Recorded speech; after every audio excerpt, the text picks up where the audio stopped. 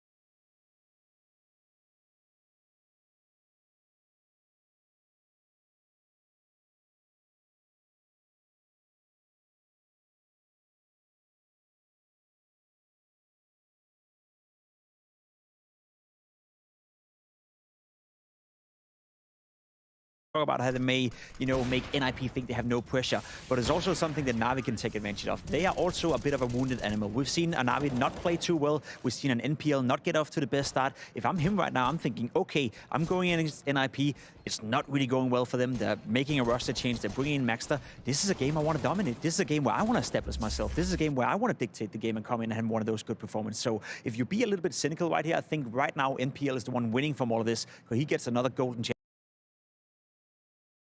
of actually stepping into the tier 1 scene. Where do you land on the MPL discussion then, Matthew? Because it was a strugglesome period for him to be kind of making their debut on just a handful of maps that Blade had selected him for. Now as a permanent member of the team, how's he kind of sitting with you so far? I think he's shown different phases, different roles in which he's had plus minus comfort. I think on Inferno, for example, he's played it twice here in Copenhagen, and that was very decent. But what I would like to talk about is how complicated and hard it must be to be on that NAVI roster and not performing. I think they're one of the highest or most demanding team there is out there. Not only because of the structure and because of the name and all of the prestige, that's coming on with NAVI, but also just playing next to Simple, playing next to Electronic, having Blade behind you. I guarantee you, these people expect the best out of you. And I think we've seen it with SDY in a different manner, but whenever you start underperforming, I think it gets on your shoulder. It gets on your mind. So I'm hoping that NPL very quickly catches on, that he very quickly improves, and he gets that positive feedback from within the team. Otherwise, it might be really complicated. It's a good point to bring forward because it's needed right now. We've spoken a little bit about Electronic having a strugglesome period. We've spoken about Simple not looking like him old self right now, in a bit of a slump compared to his own standards. So usually you could be NPL, you could cruise through the game, you could have 10, 15 kills, and you would still win, and that would be a nice way of ease into things. But they actually rely on this kid right now. If he's not performing, there's enough lack of firepower within NAVI right now, as we've seen in this tournament, that he is a vital part of this membership already. So as you said, there's already some added pressure on towards him. And you also have to add, of course, 2022 was a very complicated year for NAVI. It was very tumultuous. Events in the world, of course, the situation in Ukraine, the trophies that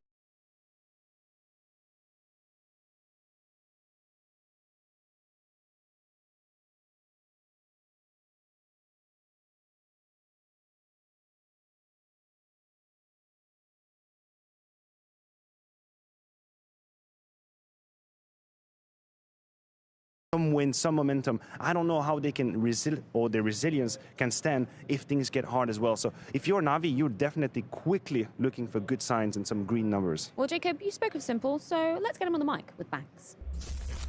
So Sasha, the journey for Navi has now started for 2023. You've said about like having a stable roster, you know what you're going to have for 2023, but what are you learning from each game so far? Because you've had a couple of series now, you've had some up and downs already, but what's the main takeaways?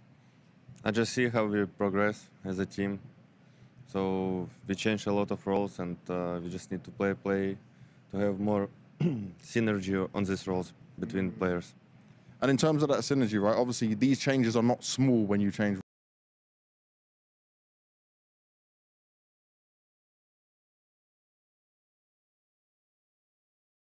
Play for the trophies again. Like right now we still have a chance, but in 1.5 months, maybe max 2 months, our chances will increase. I like it. So you fully believe in the process as well. And talking about belief, when you played the G2 game, there was a moment where you guys were very quiet. I think they were up 14-7. That 2v4 happens, you win the round, but then we saw the NAVI come alive again. Is that something you guys are lacking at times, like the confidence? Yeah, I think we just had bad start again. 2 maps.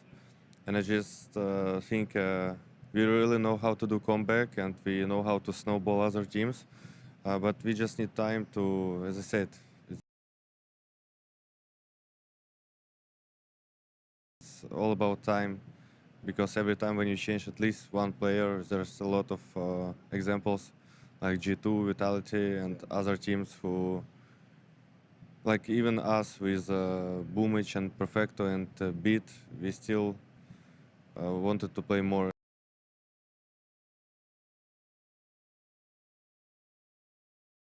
as a team before we actually get some trophies. Definitely so. Now, in terms of looking at your individual performance, there's many people that look at your numbers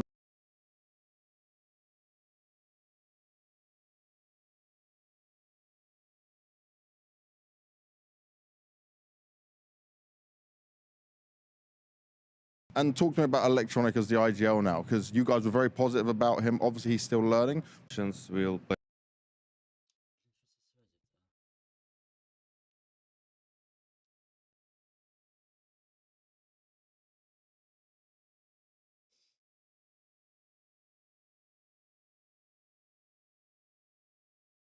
so it's going to be interesting, but of course we're not going to underestimate them, and we're just going to play because we prepared like we did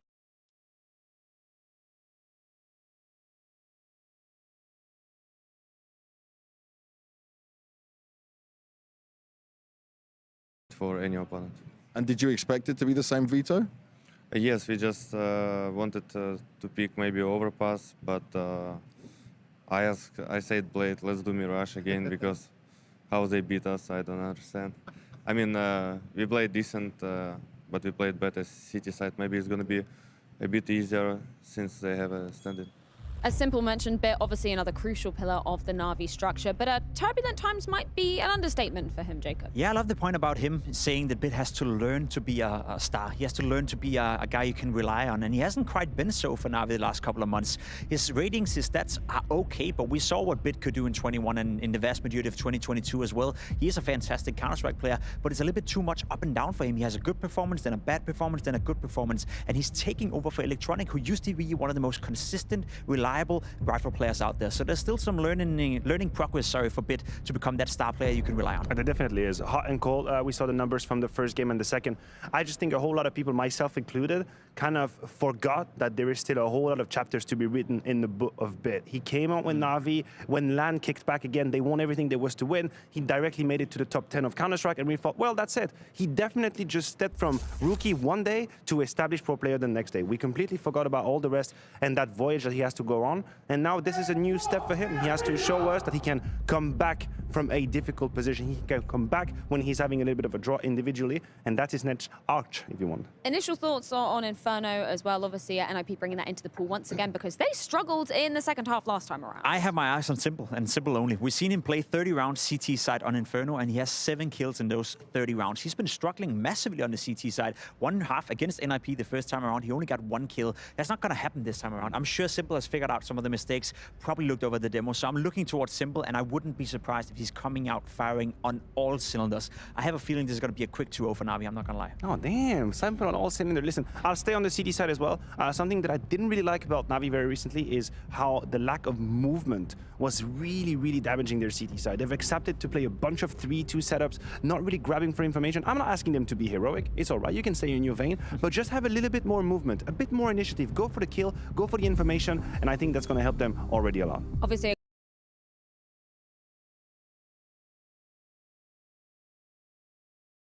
carbon copy of the veto going down last time around, and NIP once again bringing Inferno into the mix, this time with a different squad as Maxter will be standing in for Hampus. We're going to see how it goes down with Maui and Anders in just a few.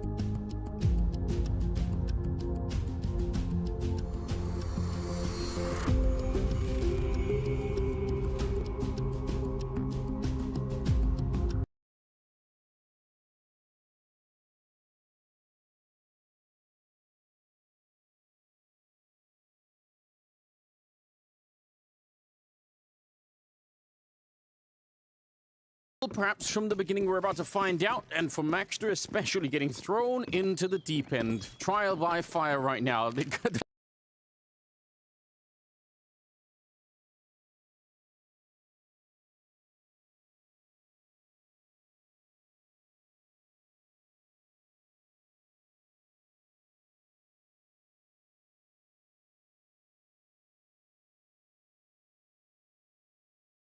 Head trick, he's the first casualty of that mid push. Bit just easily getting rid of him. He does have the most 4 on 5. 4 on 5.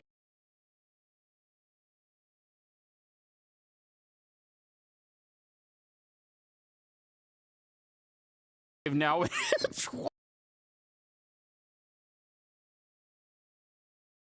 And a good sneak up. Alexi, this is so smart. Instead of playing passive inside away the advantage, he's actually hunting it down. Perfecto's low and helping Alexi. He's found a way. 3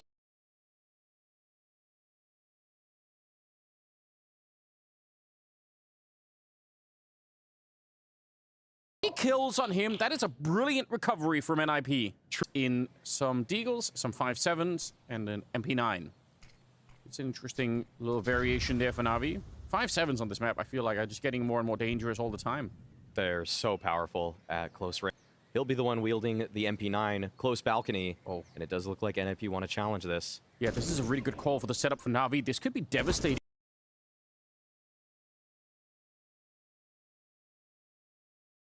They're probably going to have a flashbang, but you can see Bit is trying to dodge it already. Oh, they get the early kill on Simple. That's huge. If not for that, they might have been slowed down.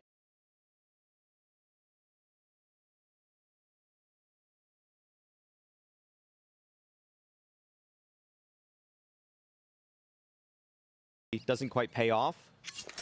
Going to be seeing them save into the next one. Interesting that they managed to pick the right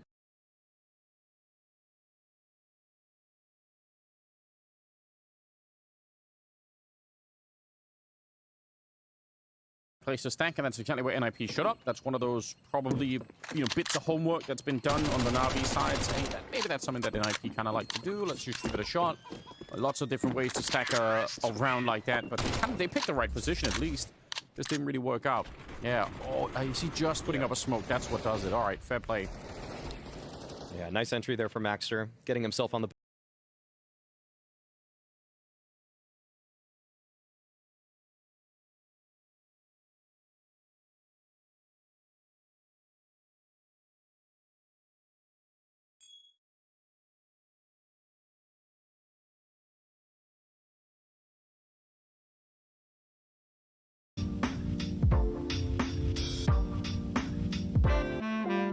Не знаю, что должно получиться и что должно со стороны команды Нави произойти. Вот бай выиграли. Наверное, большое количество ошибок NIP, где-то везение, где-то тайминг сыгранный в сторону команды Нави. Но пока этого всего не происходит. Пока у нас происходит некий медленный затяжной раунд. 30 секунд уже позади. Команда НИП пока стоит широко. Ну и мы с вами прекрасно понимаем, да, что база Б, Simple в КТ с Диглом, это опасно. Тейк попробовать побежать. Саша замечает игрока, но голова не ставится. Только лишь его отреза. И теперь уже ситуация 3 в 4. И эти 3 игрока находятся под базой Б. И понятное дело, что бежать они никуда не будут. Ну, Перфекто тут ничего не засейвит. Максимум, что он может сделать, не дать зафармить на себе $300. Не, ну почему второй армор? Второй армор засейвить всегда приятно. Не, именно Перфекто.